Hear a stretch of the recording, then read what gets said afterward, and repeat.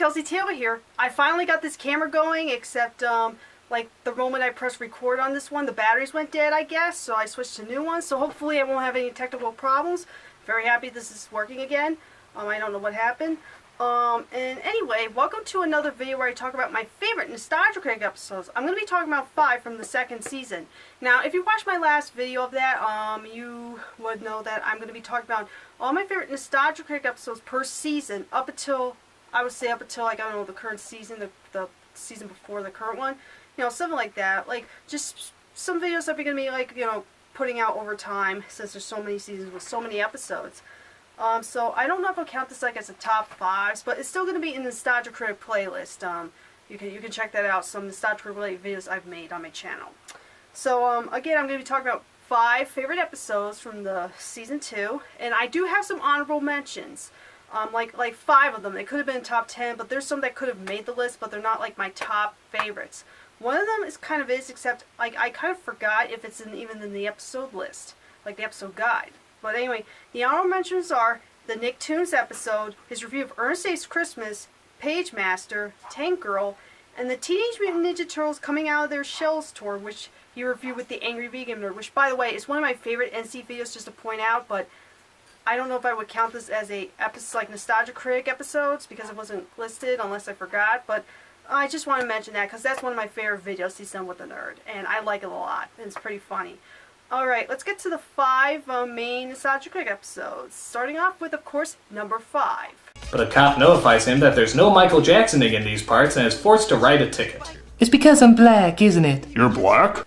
Now, I put this at the bottom of the list because, you know, since Michael Jackson's been dead for a few years, even this episode came out like a few months before his death. Just like how the Angry Vegan Nerd, that same year, did his review of the Sega Genesis game based on the movie. They came out like a couple months, like, before his death, even like, I don't know, 5 months, something like that. So these reviews came out like during the time Michael Jackson was alive. Like, it's okay to make fun of him. Well, it's not okay to make fun of him now, though. So, and it was very hard trying to find a clip to put in because, you know, I felt like, well, it will be disrespectful, would be not as funny now that he's dead and everything. So I just put this one just for laughs. Hope that it doesn't offend anyone. Yeah, and I have like 3 movie reviews on here, like these movies I've never seen, and like Michael Jackson's pretty cool, like God bless him, like I love his music, and I wonder if that movie's somehow on DVD, I'm not sure, but I like the review, it's very funny, like I even like discovered Nostalgia Critic like over a year after Michael Jackson's death, so if you discovered the review right after his death, you might even find it funny, or I don't know, something like that. So I'm sure it was a lot funnier when he was still alive, and then I'm pretty sure when Michael Jackson died, I'm sure a lot of people were shocked, like, wow, could you imagine if he reviewed that movie like later, after his death? Gee, I couldn't imagine. Alright, number 4. And he has brought something important to us. Oh! Dance time!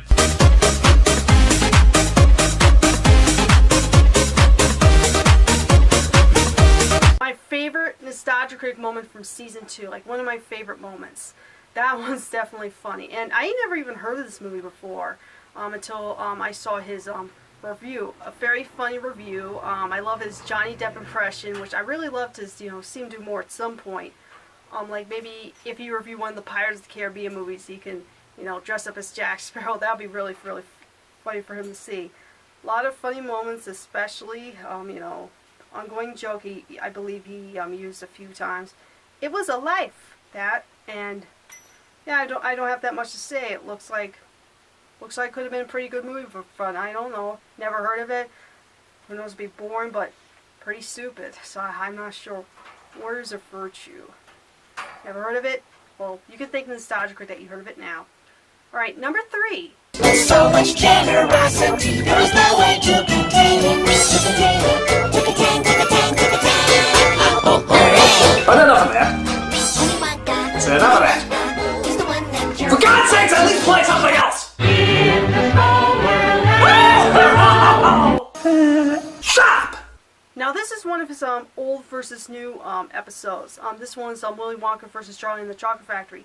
Now I've seen both movies. Who else hasn't? Like everything he says is like I agree. Like if I ever have Charlie and the Chocolate Factory in my collection along with the original one, and I did a Kelsey compares of it, it'll be awfully similar. Like I do agree, Gene Wilder was the best Willy Wonka. The original Best Supporting Cast was the best. Tim Burton's visual design on Charlie and the Chocolate Factory does look cooler though. I do admire the original one as well, and a whole lot of other things. It's like one of those old versus new segments I enjoy watching. It's one of my favorites. Very funny, especially the clip I showed you. I'm sure that both those songs got stuck in your head, and I apologize for that. Like really. So that's one of the old versus new segments I like a lot. I don't have that much to say. And of course, it's obvious. Everybody knows about Willy Wonka. I'm sure everyone's seen it and really enjoy it a lot, even to this day. Alright, number 2. That wonderful chemistry and creative energy that only Siskel and Ebert had would never be recaptured. But then again, maybe it shouldn't be. That's probably what made them so great to begin with. They both shared an understanding and companionship that no other person could duplicate. And I think that's what makes it all the more special and all the more lasting. Now I was surprised to see that this one's actually included in the episode guide, but I'm going to show because it was a very, very nice tribute to Gene Siskel and Roger Ebert. In fact, I'm sure Doug Walker, who plays in Nostalgia Critic, was inspired, for movie reviews and everything else related to that by Roger Ebert. He even made a video right after Roger Ebert died, like a couple years later, which I don't know if it's in the episode guide or not, and I don't know if it's one of his editorials. I'm going to have to look. Again, a very nice tribute. Even Roger Ebert saw Nostalgia Cric's tribute to Siskel and Ebert and actually tweeted out saying the best tribute he has seen. I'm sure Doug Walker was blown away by that, but very, very nice tribute, and got me to learn more about the critics and really appreciate them, like Siskel and Ebert, more than ever. And you have to give them credit. Like, they were an inspiration for a lot of people nowadays, like from movie reviewers on YouTube and of today. I'm sure they have to get inspired by somebody else, and we can thank Siskel and Ebert for that.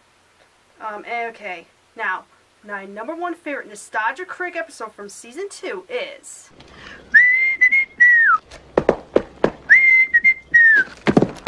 What's the joke? This isn't funny, this is just random! Are you even trying?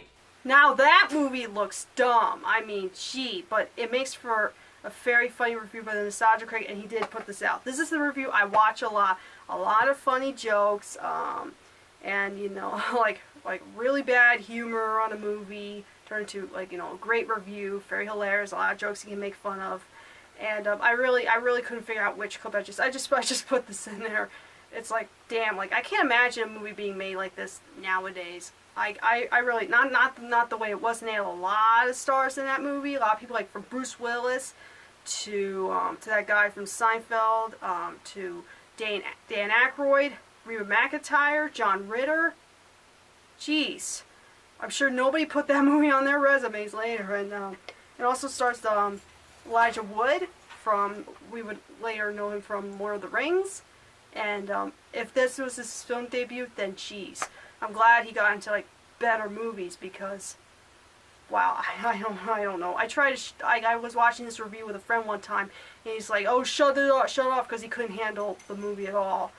Which I'm like, well, just ignore the movie. Just listen to the critic. Thank God you're not watching the actual movie yourself. I don't know. So anyway, this is pretty short. Those are my 5 favorite Nostalgia Critic episodes from season 2. Hopefully down the line, I don't know. I'm gonna do this. It's season 3 episodes tomorrow or the next day or later on. I'm not sure, because things tend to change the last minute all the time. But like I said, down the road I'm gonna be doing more videos talking about my favorite Nostalgia Critic episodes per season, because there's no way just to just throw them all in one video. That will take a lot of time, and nobody wants to sit through that. So just separate videos, I thought would be a good idea. Anyway, thank you so much for watching this video, and I'll just cut to the critic and the nerd fighting. Until then, see you guys later. Ah!